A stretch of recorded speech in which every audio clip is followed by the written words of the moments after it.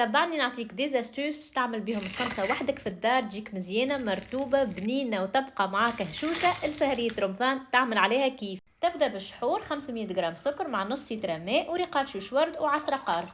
للفخس تحمر 300 جرام بفريوة مع 150 جرام لوز، ترحيهم وتغربل فوقهم 60 جرام سكر محاوي.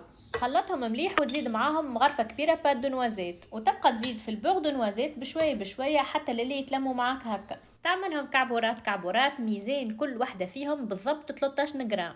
تختار أوراق الملصوقة اللي في الشكل هذا وتقص دي بونتليت دو 5 وإلا 6 سنتيمتر، تدهنهم بالبوغ دو نوازيت وتحط فيهم الفاكهة اللي حضرتها، ومن بعد باش تطويهم بالطريقة هذه، وفي الآخر باش تسكرهم بشوية ماء وفرينة باش ما يتحلوش وقت القلي.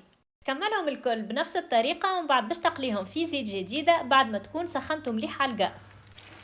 واسمعوا لي هيك التشتيشة يكذب عليك، السر الكل في زيت جديدة يخرجوا دوغي يعملوا الكيف. خليهم يستقطروا شوية وهما سخان باش ترميهم في الشحور بعد ما يكون برد، ومن بعد نخليك تتفنن في طريقة التزيين وتاكلهم بالشفاء، وان شاء الله رمضانك مبروك.